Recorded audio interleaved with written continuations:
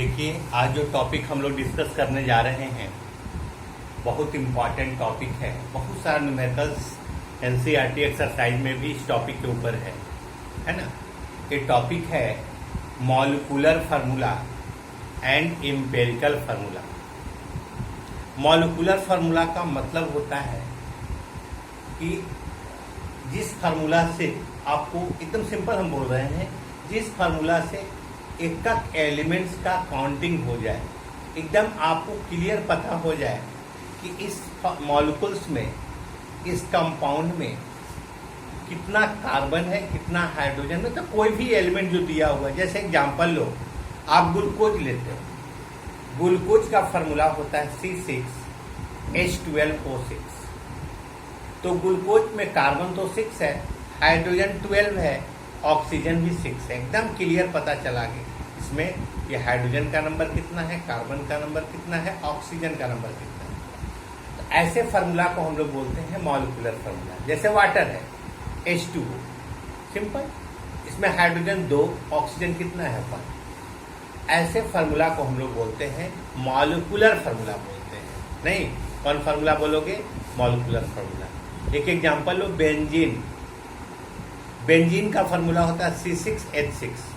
तो बेंजीन में कितना आपका कार्बन है, कितना हाइड्रोजन है, एकदम क्लियर आपको पता है कि कार्बन इसमें 6 है और हाइड्रोजन भी 6 है। तो जिस फार्मूला में आपको एक एलिमेंट्स का क्लियर आपको पता चल जाए कि कितना कार्बन है, मतलब एक एलिमेंट्स का पता चल जाए, जो भी फार्मूला, जैसे Na2CO3 है, सोडियम कार्बोनेट, सोडियम Na2 है, तो सोडियम 2 है, कार्बन 1 है, ऑक्सीजन 3 है। तो जिस फार्मूला में एक एलिमेंट्स का सही पता चल जाए, ऐसे फार्मूला को हम लोग बोलते हो मॉलिक्यूलर फार्मूला। और फार्मूला बोलेंगे molecular formula. It is the actual number of, molecular formula क्या है? देखो, it is the actual number of each individual atom in any molecule. कोई भी मॉलिक्यूल्स में एक्चुअल नंबर पता अगर चल जाता है, ऐसे फार्मूला को हम लोग क्या बोलते हो? Molecular formula. एग्जांपल मैंने लिया है C6H12O6, ये ग्लूकोज है, H2SO4 sulphuric acid, C6H6 benzene है, एक्सेट्रा, है ना। तो जिस फार्मूला से फर्स्ट हमने टॉपिक हेडिंग लिया था मॉलिक्यूलर फार्मूला, जिस फार्मूला से एक एलिमेंट्स का पता चल जाए, ऐसे फार्मूला को हम लोग क्या बोलोगे? Molecular formula. लेकिन एम्पिरिकल फार्मूला क्या होता है? जिस फार्मूला में रेशियो पता चलता हो, सिंपलेस्ट रेशियो। जैसे आपके पास ग्लूकोज है C6H12O6, इसका ये तो मॉलिक्यूलर फार्मूला होगा, इसका एम्पिरिकल फार्मूला निकालना होगा। तो आप देखो, आप एम्पिरिकल फार्मूला इसका होगा CH2O, मतलब रेशियो इसमें निकालते हैं 1:2:1 का रेशियो है। कार्बन ऑक्सीजन का रेशियो बराबर है, हाइड्रोजन का रेशियो डबल है। आप बेंजीन का निकालो, बेंजीन का C6H6 तो मॉलिक्यूलर फार्मूला है, एम्पिरिकल फार्मूला इसका होगा CH, क्योंकि कार्बन हाइड्रोजन दोनों का रेशियो सेम है। तो एम्पिरिकल फार्मूला आपको सिंपलेस्ट रेशियो को बताता है, कहता है it is the smallest whole number, it is the smallest whole number ratio of the constituent atom within the molecules. Empirical formula of different compound may be same, है ना।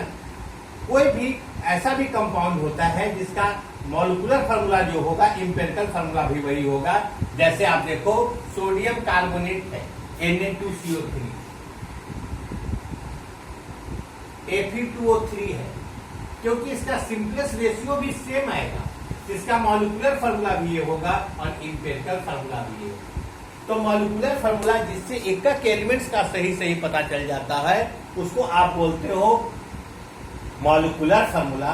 और जिससे आपको पता चल जाए, सिंपलेस्ट रेशियो का पता चल जाता है, उसको आप क्या कहते हो? Empirical formula.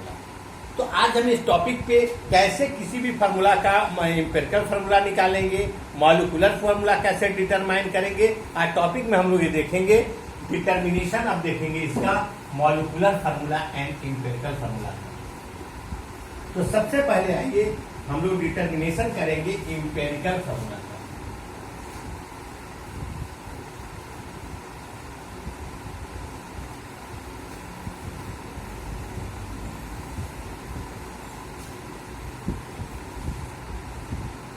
देखिए, डिटर्मिनेशन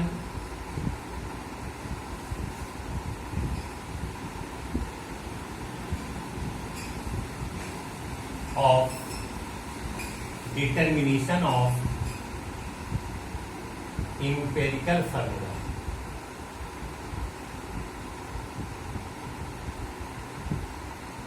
कैसे निकालेंगे empirical formula? जैसे आपके पास दिया हुआ है ग्लूकोज C6H12O6, इसका हम लोग को निकालना है empirical formula। क्या निकालना है इसका? हम लोग को इंपेरिकल फॉर्मूला निकालना है। तो सबसे पहले देखिए एक डाटा बनाइए, इसमें कौन कौन एलिमेंट्स है। तो एलिमेंट्स है कार्बन, हाइड्रोजन, ऑक्सीजन। सबसे पहले लिखिए name of elements, name of elements. देखिए कौन कौन, कार्बन, हाइड्रोजन एंड ऑक्सीजन। इसके बाद लिखिए, है ना, इसका एटॉमिक मास। एटॉमिक कार्बन का 12 होता है, हाइड्रोजन का 1 होता है, ऑक्सीजन का 16 होता है। इसके बाद लिखो इसका परसेंटेज। कैसे निकालिएगा परसेंटेज? तो ग्लूकोज है C6H12O6, इसका मोलर मास है 180। कितना है मोलर मास? 180।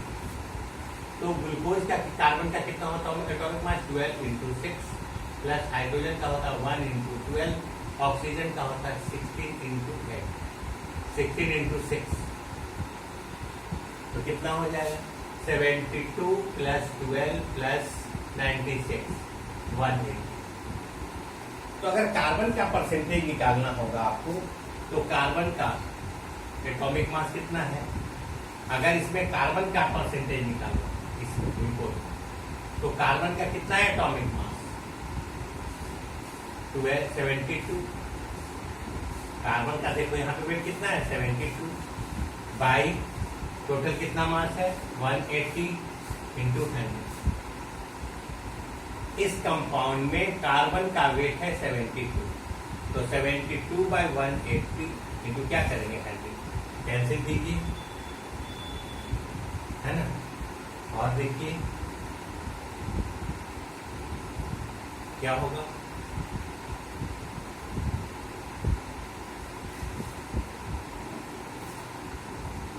Hmm.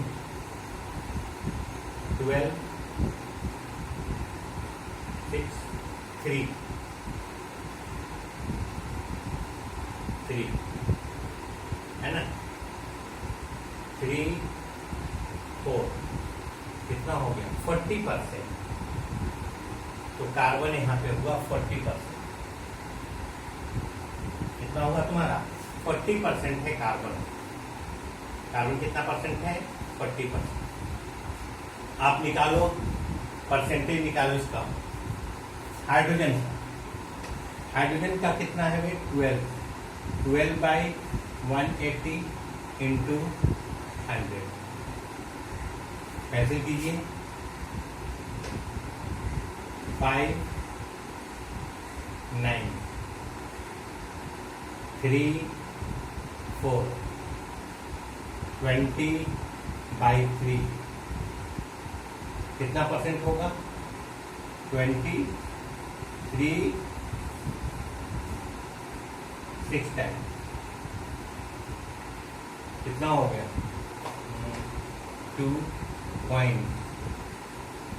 6.33%। 6.33%। क्या है तुम्हारा हाइड्रोजन? ऑक्सीजन कितना परसेंट होगा? ऑक्सीजन है तुम्हारा कितना? 96/180 × 100। कैंसिल हो गया तुम्हारा कितना? ये तुम्हारा हुआ 5 के 9, है ना। तो 96 × 5 96 into 5,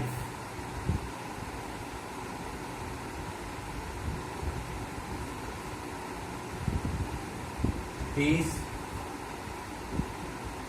480 by 9, तो 480 9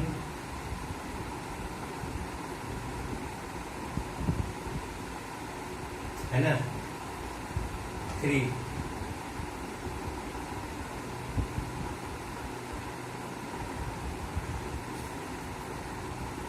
5.33, सॉरी 53.33, ये आपका परसेंटेज निकल गया।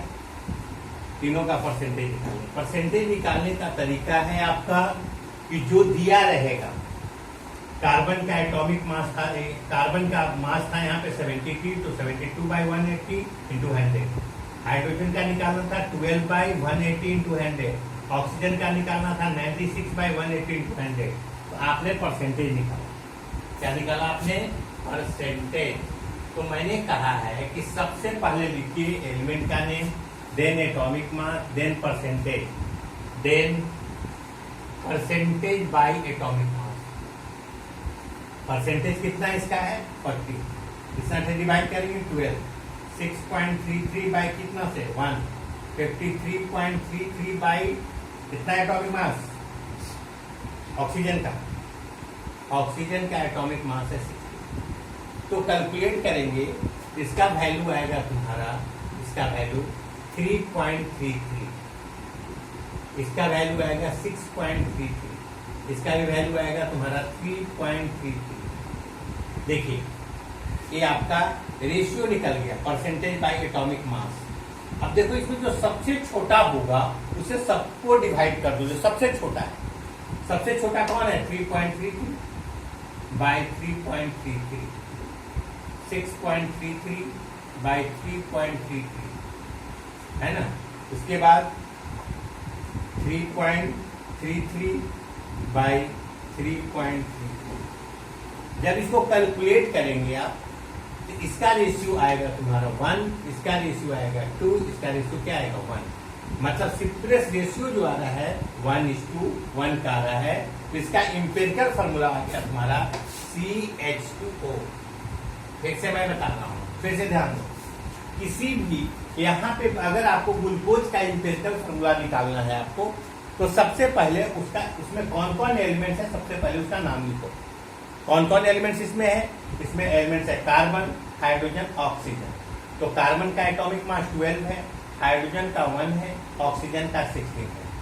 अब एलिमेंट्स का परसेंटेज निकाल लो, परसेंटेज है ना, सबका परसेंटेज निकाल दीजिए। प्रॉब्लम में दिया हुआ भी रह सकता है परसेंटेज।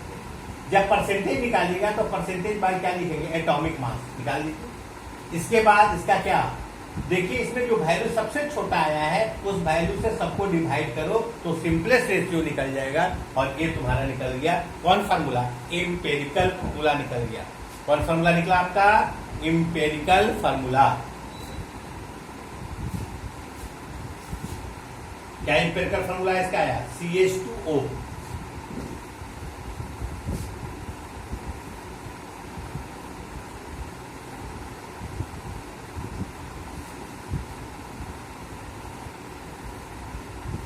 अब हम लोग निकालिए मॉलिक्यूलर फार्मूला। मॉलिक्यूलर फार्मूला कौन फार्मूला है? मॉलिक्यूलर फार्मूला निकालना। तो मॉलिक्यूलर फार्मूला निकालने का कैसे निकालेंगे, है ना, कैसे डिटरमाइन करेंगे मॉलिक्यूलर फार्मूला? तो इंपेरिकल फार्मूला में जो इंपेरिकल फार्मूला आपने निकाला है उसमें n से मल्टीप्लाई करेंगे। n एक फैक्टर है, उससे आप मल्टीप्लाई करेंगे। आप पूछेंगे कि सर n क्या है? तो n निकालने का फार्मूला होता है molar mass. Molar mass problem में दिया रहेगा, डिवाइडेड बाय इंपेरिकल मास। और मास इंपेरिकल मास। जैसे ग्लूकोज अभी हम लोगों ने लिया, तो ग्लूकोज का मोलर मास होता है 180। ये नहीं पता रहेगा, ये मोलर मास आपको पता है। इंपेरिकल फॉर्मूला भी हम लोग निकाला है, CH2O, इसका मास हो जाएगा कार्बन का 12, हाइड्रोजन का 2, ऑक्सीजन का 16, देखिएगा 30, कैलकुलेट करें तो n का वैल्यू क्या आ जाएगा बताइए। तो n का वैल्यू आ जाएगा 180/30, n का वैल्यू आ गया 6, n का वैल्यू 6 आ गया। तो अगर आपको मॉलिक्यूलर फार्मूला निकालना है, मॉलिक्यूलर फार्मूला निकालना है तो इंपेरिकल फार्मूला में किससे मल्टीप्लाई करेंगे। इंपेरिकल फार्मूला था आपका CH2O, उसमें आप n से मल्टीप्लाई करेंगे तो n कितना आ गया, CH2O, n है तुम्हारा 6, तो फार्मूला आ गया C6H12O6। ऐसे निकालते हैं मॉलिक्यूलर फार्मूला। मॉलिक्यूलर फार्मूला हमको निकालना है तो इंपेरिकल फार्मूला में आप n से मल्टीप्लाई करोगे। किससे मल्टीप्लाई करोगे, n से।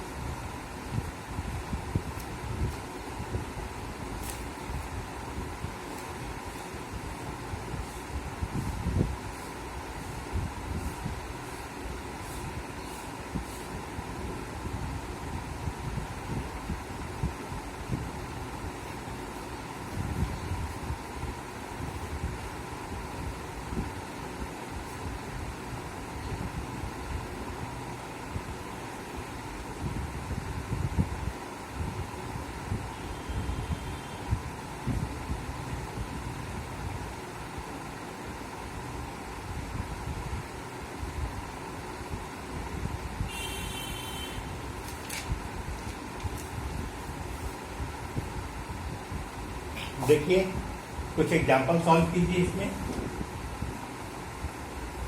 एग्जाम्पल इसमें सॉल्व कीजिए।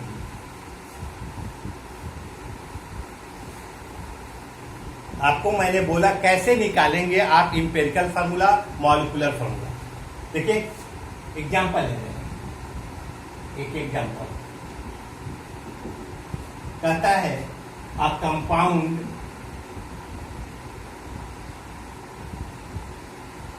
contain carbon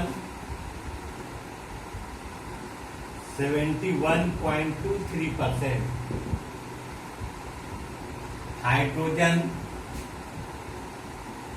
12.95%, oxygen 50.81%. What is the empirical formula of the compound? What is the empirical formula of the compound? empirical formula निकालने के लिए आपको बोलना है कंपाउंड। मैंने कहा एक कंपाउंड है, इसमें हाइड्रोजन का परसेंट इतना है, ऑक्सीजन का परसेंट इतना है, कार्बन का परसेंट इतना है। इसका निकालना है इंपेरिकल फार्मूला। मैंने कहा था कि सबसे पहले एलिमेंट्स का नाम लिख लीजिए। कौन कौन एलिमेंट्स है, कार्बन, हाइड्रोजन, ऑक्सीजन। इसके बाद इसका परसेंट लिखिए, एटॉमिक मास पर लिखिए, कार्बन का 12, हाइड्रोजन का 1, ऑक्सीजन का 6। देन इसका परसेंट लिखिए, एटॉमिक मास। इसके बाद परसेंट लिखिए, कितना परसेंट है कार्बन, 71.23% है ना। हाइड्रोजन कितना है, 12.95%, और ऑक्सीजन कितना है, 15.181%। अब देखो ये परसेंट दिया। अब आपको निकालना है percentage by atomic mass. Percentage कितना था, 71.23% बाय 12, 12.95 by 1, 15.81 by 60। नहीं तो आप जब कैलकुलेट करेंगे तो आप देखो इसका वैल्यू आएगा 5.994, इसका वैल्यू आएगा 12.95, और इसका वैल्यू आएगा तुम्हारा 0.9 0.88। अब बताओ सबसे छोटा कौन है, तो कहोगे कि सर ये सबसे छोटा है। अब अगर सिंपलेस्ट रेशियो आपको निकालना है, सिंपलेस्ट रेशियो, तो क्या करेंगे, सबको डिवाइड करेंगे जो सबसे छोटा वैल्यू है, तो 5.994 बाई 0.988 है ना, 12.955 12.95 बाई 0.988 0.988 बाई 0.988। कैलकुलेट जब करेंगे ऊपर वाला का वैल्यू आएगा तुम्हारा 6, इसके बाद आएगा तुम्हारा 13 और इसके बाद क्या आया 1। तो इंपेरिकल फार्मूला इसका क्या होगा, कार्बन कितना है 6, हाइड्रोजन कितना है 13 और ऑक्सीजन कितना है 1। C6H13O इसका इंपेरिकल फार्मूला है। तो कोई भी इंपेरिकल फार्मूला निकालना है अगर, तो सबसे पहले एलिमेंट्स लिखो, उसके बाद एटॉमिक मास, उसके बाद परसेंटेज, उसके बाद परसेंटेज बाय एटॉमिक मास, उसके बाद आप सिंपलेस्ट रेशियो लिखो और सिंपलेस्ट रेशियो ही तुम्हारा क्या होगा, इंपेरिकल फार्मूला होगा। एकदम सिंपल। देखो किसी का भी इंपेरिकल फार्मूला निकालना है, सबसे पहले एलिमेंट का नेम लिखो, उसके बाद उसका एटॉमिक मास, उसके बाद परसेंटेज लिख दो, या नहीं दिया हो तो निकाल लो परसेंटेज, उसके बाद परसेंटेज बाय एटॉमिक मास। अब परसेंटेज बाय एटॉमिक मास में जो सबसे छोटा वैल्यू है, सबसे छोटा जो रेशियो है, उससे डिवाइड कर दो सबको, तो आपको सिंपलेस्ट रेशियो निकल जाए। और सिंपलेस्ट रेशियो ही क्या है आपका, सिंपलेस्ट रेशियो ही आपका है आपका इंपेरिकल फार्मूला। कौन फार्मूला है, इंपेरिकल फार्मूला है। जो सबसे छोटा रेशियो है वो आपका इंपेरिकल फार्मूला है।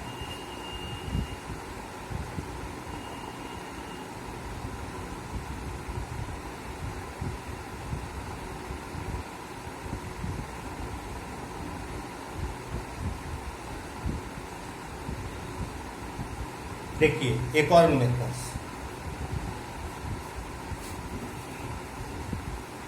एक और मेथड ध्यान से देखिए।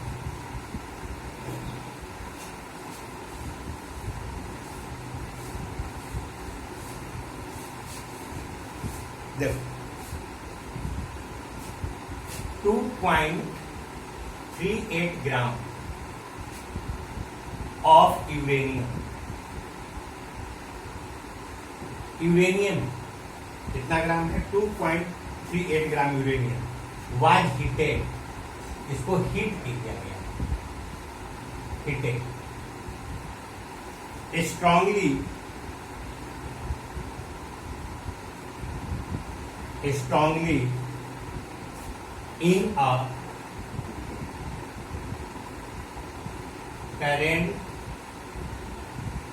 in a current of air, इसको हीट किया गया है। The resulting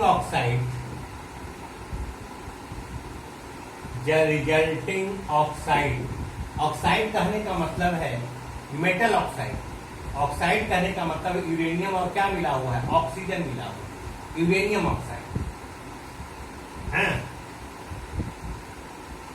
the resulting oxide is 2.806 gram. Determine the empirical formula of oxide, determine the empirical formula of oxide. Empirical formula निकालने के लिए कहा जा रहा है ऑक्साइड का। ऑक्साइड कहने का सेंस है मेटल ऑक्साइड। मैं सिर्फ इतना ही बता रहा हूं कि यूरेनियम का वेट कितना है, तो 2.38 ग्राम। यूरेनियम ऑक्साइड, ऑक्साइड कह रहा है लेकिन यूरेनियम ऑक्साइड, यही बात समझना है। ऑक्साइड का मतलब यहाँ पे मेटल ऑक्साइड हो रहा है, यूरेनियम ऑक्साइड हो रहा है। तो यूरेनियम ऑक्साइड है तुम्हारा, ऑक्साइड जो है तुम्हारा कितना है बताओ। तो ऑक्साइड यहाँ पे तुम्हारा है 2.806 ग्राम। तो आप देखो ऑक्सीजन का वेट कितना हो जाएगा, ऑक्सीजन का, तो तो ऑक्सीजन का वेट हो जाएगा तुम्हारा 2.38 माइनस 2.38 कितना हो जाएगा? 2.80 माइनस 2.38 कितना हो जाएगा? 2, ये कितना हो गया? 7 में से 3 गया 4.42 ऑक्सीजन का वेट। चलिए, तो हमको परसेंटेज निकाल लेना है और प्रॉब्लम में दिया हुआ है कि यूरेनियम का एटॉमिक मास जो दिया हुआ है तुम्हारा 238 दिया हुआ है और ऑक्सीजन का आपको पता है 16 हो। ठीक है, तो आपको परसेंटेज सिर्फ पता कर लेना है कि यूरेनियम का परसेंटेज कितना हो। तो कितना यूरेनियम का वेट था? 2.38 बाई 2.806 इंटू क्या करोगे? 100। तो परसेंटेज निकल जाएगा यूरेनियम का। यूरेनियम का परसेंट जो आ गया तुम्हारा, यूरेनियम का परसेंट आया कितना? 84.82% यूरेनियम। तो अगर ऑक्सीजन का निकालना है तो 100 माइनस कर दोगे 84.82, तो आपको कितना आ गया? ये आ गया 15.18। ये आपका ऑक्सीजन का परसेंटेज निकल गया। किसका परसेंटेज? तो यूरेनियम का परसेंटेज ये निकला, ऑक्सीजन का परसेंटेज ये निकला। आप आसानी से निकाल लोगे, है ना। तो ये जो प्रॉब्लम है, यूरेनियम दिया हुआ है, ऑक्सीजन के साथ बंद कर रहा है, क्या बन रहा है? ऑक्साइड बन रहा है। तो आप इंपेरिकल फार्मूला निकालिए। क्या इसका इंपेरिकल फार्मूला? तो अगर आपको टोटल वेट मालूम है ऑक्साइड का, यूरेनियम का मालूम है, तो आप यूरेनियम का परसेंटेज निकाल लोगे। तो यूरेनियम का अगर मालूम हो गया, मान लो कि स्टूडेंट है, लड़का और लड़की दोनों है, गर्ल्स और बॉयज दोनों है, गर्ल्स का परसेंटेज मालूम हो गया कितना परसेंट है, तो बॉयज 100 में से माइनस कर लेंगे। सिमिलरली यहाँ पे यूरेनियम का पता हो गया, तो आप इसका पता कर लोगे, निकाल लोगे। तो यूरेनियम का निकल गया, ऑक्सीजन का। आप सीधे, आपको हम बताया है जो तरीका निकालने का, आप सीधे जाइए और आप निकाल लीजिए, है ना। यूरेनियम है, ऑक्सीजन है, परसेंटेज लिखिए। पहले एटॉमिक मास लिखिए, एटॉमिक मास, उसके बाद परसेंटेज, उसके बाद परसेंटेज बाई एटॉमिक मास, उसके बाद सिंथेसिस। ये होमवर्क आप लोग कर रहा है, आगे सॉल्व कर लीजिएगा, होमवर्क है। ठीक है, ये बहुत इंपॉर्टेंट प्रॉब्लम है, इसको आप सॉल्व करेंगे। तो आज जो टॉपिक हम लोग को खत्म हुआ, empirical formula and molecular formula.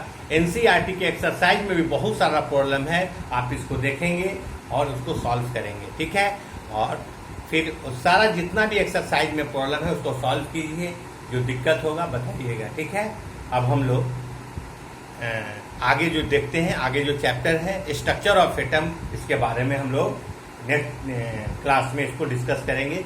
जो स्ट्रक्चर ऑफ एटम है, आगे कोई टॉपिक और प्रॉब्लम होगा तो हम लोग इसमें डिस्कस करेंगे, है ना। तो ये जो फर्स्ट चैप्टर था, ये था बेसिक कॉन्सेप्ट। इसमें हर चीज, बेसिक चीज जानना था। क्या हम लोग को पूरी केमिस्ट्री में यूज आएगा, इसके बारे में जानना था। मैटर के बारे में जानना था, सॉलिड लिक्विड गैस, मॉलिक्यूल्स के बारे में, एटम्स के बारे में, एलिमेंट्स के बारे में, कंपाउंड के बारे में जानना था, मिक्सचर के बारे में जानना था, मोल के बारे में, मोलरिटी क्या होता है, मोलिलिटी क्या होता है, मोल फ्रैक्शन क्या होता है, परसेंटेज क्या होता है, पार्ट्स पर मिली, मैंने सारा डिस्कस किया है टॉपिक में। और टेम्परेचर का डिटर्मिनेशन कैसे करते हैं, मास का डिटर्मिनेशन कैसे करते हैं, टेम्परेचर कितना स्केल में डिटरमाइन करते हैं, ये सारा चीज हम लोगों ने डिस्कस किया। सारे टॉपिक पे, एक एक टॉपिक में हम लोगों ने बात किया है ना। और नेक्स्ट हम लोग अब जो चैप्टर बढ़ेंगे, सेकेंड चैप्टर है स्ट्रक्चर ऑफ एटम, एटम्स के स्ट्रक्चर के बारे में बात करेंगे। ठीक है, थैंक यू।